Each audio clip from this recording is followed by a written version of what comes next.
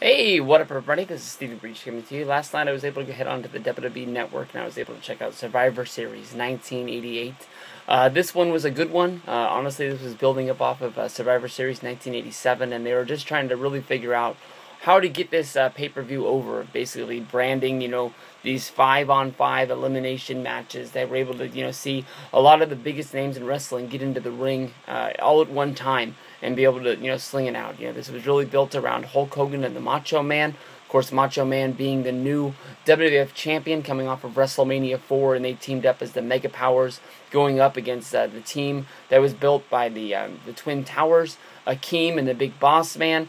Kind of funny how on this main event team that is led by co-captains of the Twin Towers, the guy who Randy Savage beat that was still feuding with him is just a member of a team instead of one of the co-captains. But it's just one of the sort of things to sort of pick away. All of these teams, when you look at them, honestly really made sense. This is a pay-per-view that's built around 4 matches, and all of these 4 matches were really good. And one of these was the tag team elimination match, bringing another 10 tag teams to the ring at one time for a 5-on-5 tag team elimination. Same deal as basically when your tag team member is eliminated, you are eliminated as well to make this match go a little bit faster. But still, the tag team elimination match went 45 minutes long, and with all these tag teams in there who knew exactly what they're doing, built around the Rockers, the Hart Foundation, the British Bulldogs, Demolition.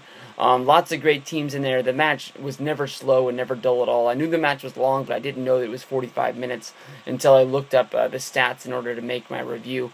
The first match of the night, I guess you can say, is sort of like the Ultimate Warriors team. It's co-captained by the Brutus Beefcake, and they're going up against a team of the Hunky Tonk Man and Ron Bass. Filling out this team was Sam Houston, the Blue Blazer, and Jim Brunzel. So there are a few names on there that you know, but they were lower down on the card.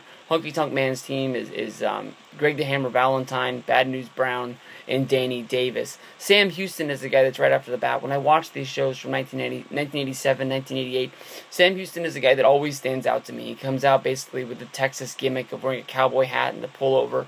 And I always wonder what happened to this guy, because he always seemed like a guy that always kept my attention. It reminds me a lot of Texas Tornado, Gary Von Erich. Doesn't have the real muscle size, but when it comes down to it, I thought it was pretty good.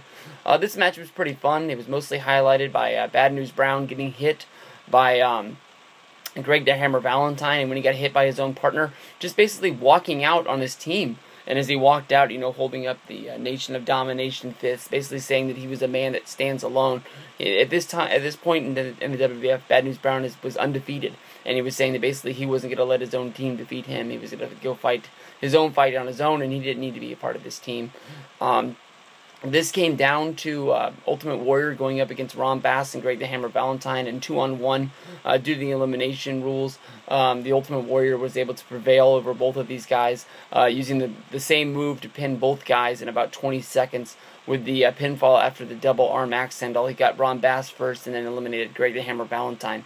That brought us into the tag team elimination match with all of the teams in there. The one big spot of the whole deal basically is a double turn involving the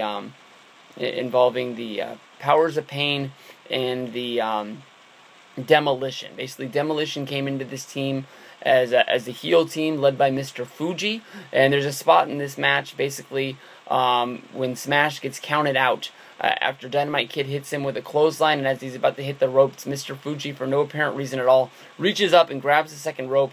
Smash falls through the ropes down to the fall, down to take a count out. After this, Demolition and Mr. Fuji get into a little bit of a smash up, and they beat up Mr. Fuji and they leave him laying. As they go to leave, basically Barbarian and the Warlord get into the ring to start up the match, going up against the Conquistadors, who are the last ones left in the ring. But as they get in there to the match, they look at Mr. Fuji, they get out of the ring, they smartly pick up Mr. Fuji, they dust him off, and they say, alright, you're with us now, you're one of us, basically making it where the Powers of Pain have turned heel, and now the Demolition guys are baby faces. Once this is all over, and Barbarian pins Uno after a killer headbutt, the Powers of Pain get the win, only for Demolition to run them out of the ring and chase Mr. Fuji off. And much like last year's Survivor Series, as Hulk Hogan, even though he lost the show, stood out there and did the dance. Demolition did the same thing to sort of show the fans, we are the good guys. We're the ones that you should be cheering on from here on out. Going into the next match, this was led by the co-captains of Hacksaw Jim Duggan and Jake the Snake Roberts, going up against Andre the Giant and Dino Bravo. This was a good one. This was mostly filled out with a whole bunch of really good guys. You had Andre, Rick Rude, Dino Bravo, Mr. Perfect, and Harley Race. One of the best Survivor Series teams of all time built there. They have a killer promo before the match, basically Andre the Giant staring into the screen, and honestly, years later, still scaring the crap out of me, thinking Andre's coming to kill me.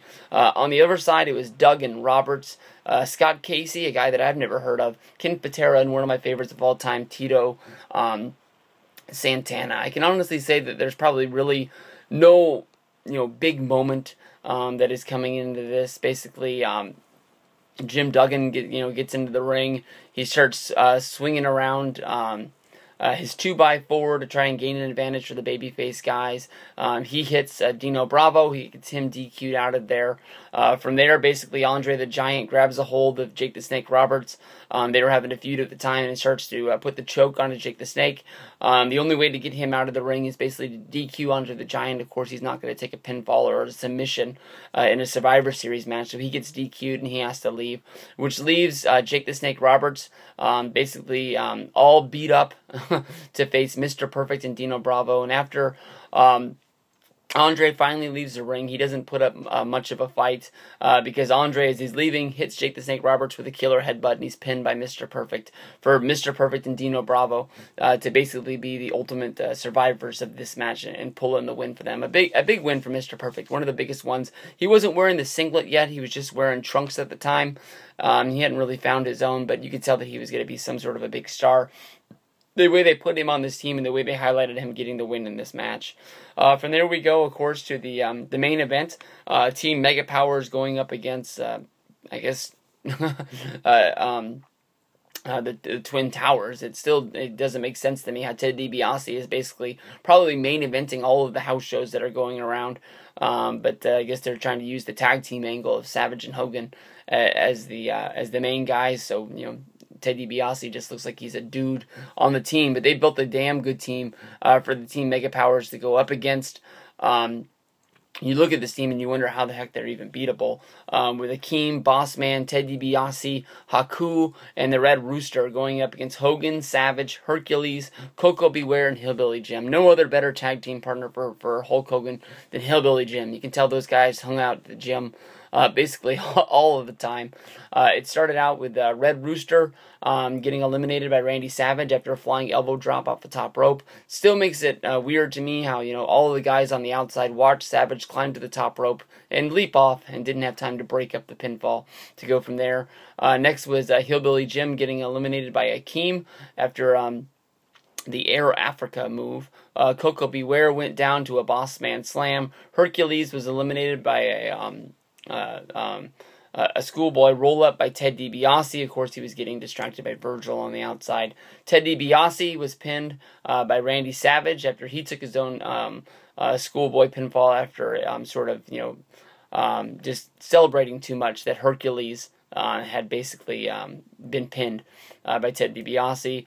From there we go to Big Boss Man, who was counted out while he was handcuffing Hulk Hogan to the ring rope, which basically left Hakeem, who got eliminated right after that for shoving the referee when the referee was trying to break up the double team that was going on to Randy Savage, which basically left Haku in there to fight against Hulk Hogan and Randy Savage. But Hulk Hogan was handcuffed to the bottom rope. At one point during this match, Miss Elizabeth and Savage were able to get the key out of Slick's pocket, and they were able to unhandcuff Hulk Hogan, and it was able to use the double team where Hogan was able to get the big leg drop on Haku, and the Mega Powers got the roll out of this show with the big win. This was a fun one. It wasn't a great one. This is another show in a weird place for a pay-per-view. Richfield Coliseum in Ohio. The last Survivor Series, I believe, was in Richfield as well. I don't know, if WWE was getting killer crowds there or if they just got a killer deal.